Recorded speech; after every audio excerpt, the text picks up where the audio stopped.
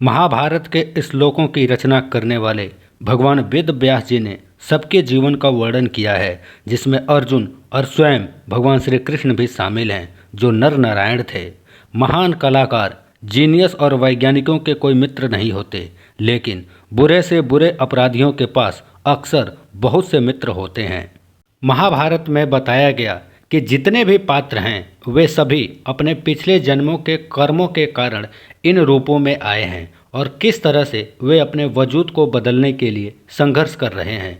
केवल दुर्योधन ही ऐसा पात्र है जिसके पिछले जन्मों के कर्मों का लेखा जोखा काफ़ी कम मिलता है, क्योंकि वे उसके व्यवहार, भाव तथा उसके जीवन के लिए कोई माफ़ी की वजह नहीं देना चाहते। व्यास जी ने लिखा है कि दुर्योधन जो भी था उसके लिए वो खुद 100% जिम्मेदार था।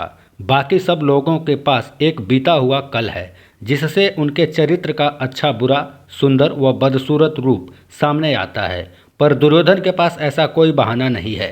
संदेश यही है कि मूर्खता, गुस्से और असंवेदनशीलता से भरे पलों, अंधे भावों, चिंतन और कर्म के लिए तो उपाय है, परंतु दुर्योधन जिस तरह सदा दूसरों के लिए रोष या बुरी भावना रखता है, कोई भी माफ़ी नहीं मिल सकती।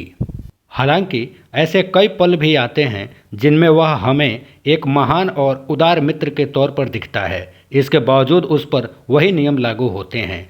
उसने सदा मित्र बनाने की कोशिश की और अपने मित्रों और अपने प्रति वफादार लोगों का ध्यान रखा, पांडवों से भी कहीं ज़्यादा।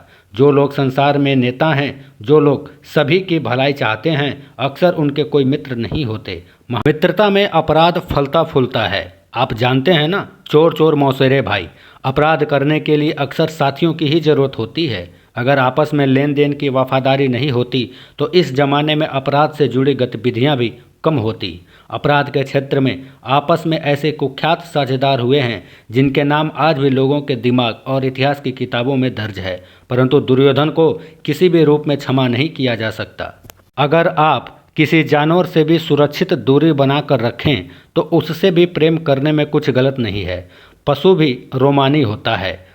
टाइगर टाइगर बर्निंग ब्राइट, कितनी सुंदर कविता है। आप किसी पिंजरे या चिड़ियाघर में या सरकारी वैन से तो चीते की तारीफ कर सकते हैं, पर अगर आपकी उससे मुठभेड़ हो जाए तो उसकी तारीफ नहीं कर सकेंगे। इसी तरह दूर से देखने पर दुर्योधन जुनूनी तरीके से धर्म की स्थापना करने वालों या कोई भी कार्य करने वालों से कहीं ज़्यादा आकर्षित करता है, पर अगर आप उसका वफादार दोस्त हुए बिना उसके निकट होने का अवसर पाते हैं तो आपके हाथ पछतावे के सिवा कुछ नहीं लगेगा। एक बार स्वयं भगवान श्री कृष्ण दुर्योधन के महल में अतिथि बने।